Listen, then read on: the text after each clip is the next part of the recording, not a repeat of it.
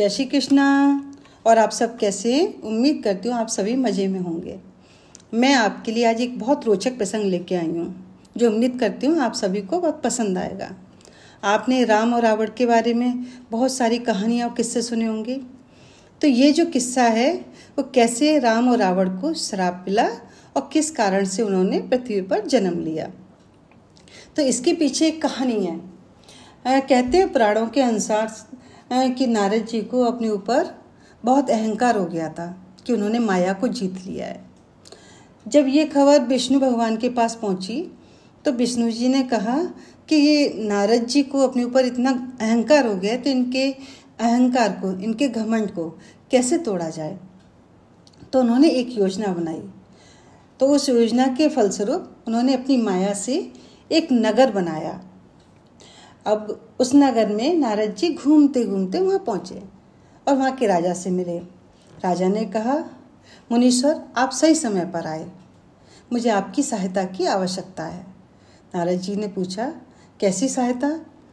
तो राजा बोला कि मेरी एक कन्या है जो विवाह योग्य है, आप उसके लायक कोई वर ढूंढने में मेरी सहायता करें। नारद जी ने कहा, ठीक है, आप कन्या को बुलाइए, मैं उसके हिसाब से जितनी संभव होगी उतनी कोशिश करूँगा।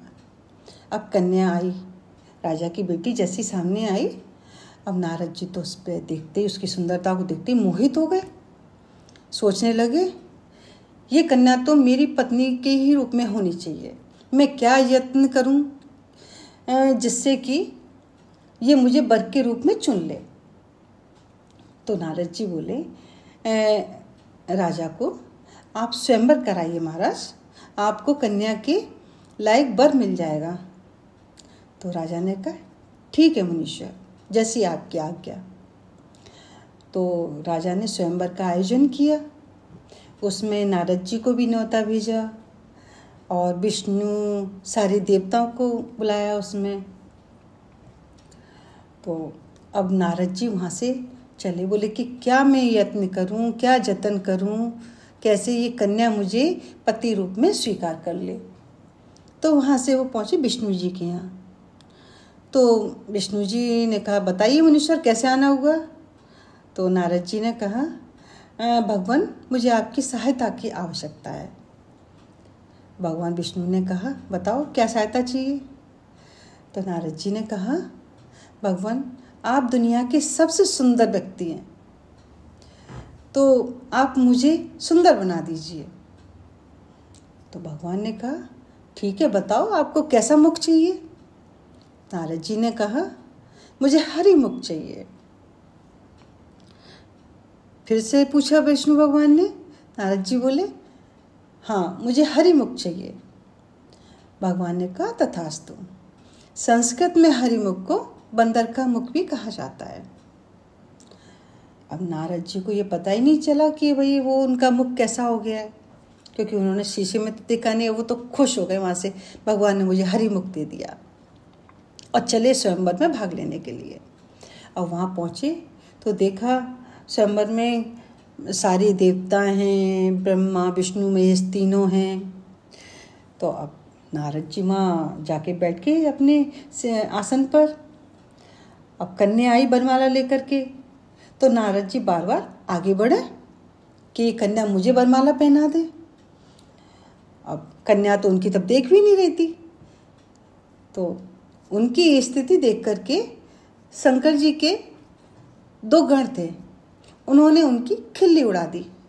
क्या बंदर की तरह से कूद रहा है, बंदर कहीं का, तुझे वरमाला क्यों पहनाएगी। अब तो नारद जी क्रोधित हो गए, तो उनको श्राप दे दिया कि तुम मुझे बंदर कह रहे हो, तो जाओ, जब मृत्युलोक में तुम जन्म लोगे तो ये बंदर ही तुमको सबक सिखाएंगे। तो उनको श्राप दे दिया। अब कन्या ने घूमते घूमते अपनी वरमाला भगवान विष्णु के गले में डाल दी और उनको पति रूप में चुन लिया। अब तो नारद जी का बस क्रोध इतना ज़्यादा बढ़ गया। बोले कि तुमने मेरे साथ छल किया है, तुमने मुझे सुंदर मुख नहीं दिया, मैंने तुमसे हरि मुख मांगा था।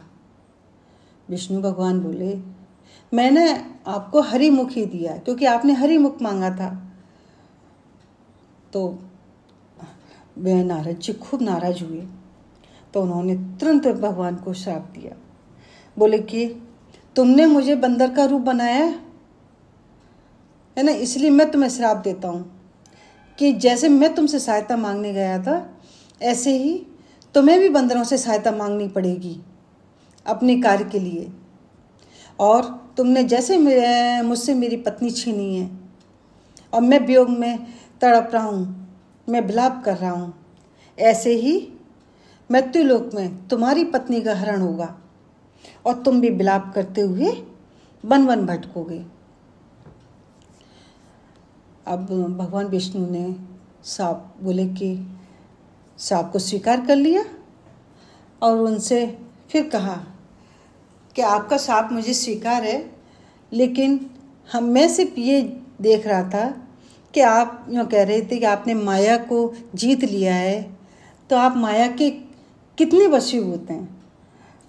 तो नारद जी को तुरंत अपनी गलती का एहसास हुआ कि वो माया के फेर में ही आकर के स्त्री से विवाह करने की सोच रहे थे, सारी चीज़ थी। तो उन्होंने तुरंत भगवान विष्णु से क्षमा मांगी। लेकिन सांप तो शाप होता है, तो उसी सांप के फलस्वरूप जो शिव जी के 2 गढ़ थे वो रावण और कुंभकर्ण के रूप में उन्होंने जन्म लिया पृथ्वीलोक पर। और राम की कहानी तो आपको पता ही है, जैसे उन्होंने श्राप दिया नारद जी ने, तो भगवान विष्णु को राम के रूप में आना पड़ा पृथ्वी पर और बंदरों से ही सहायता मांगी और उन्हीं बंदरों की सहायता से उन्होंने रावण पर विजय प्राप्त की। तो कैसी लगी आपको ये कहानी, ये प्रसंग? उम्मीद करती हूँ आपको पसंद आया होगा। यदि आपको पसंद आया हो तो प्लीज़ लाइक एंड शेयर करें और साथ में सब्सक्राइब भी करें और कमेंट करके मुझे ज़रूर बताएं।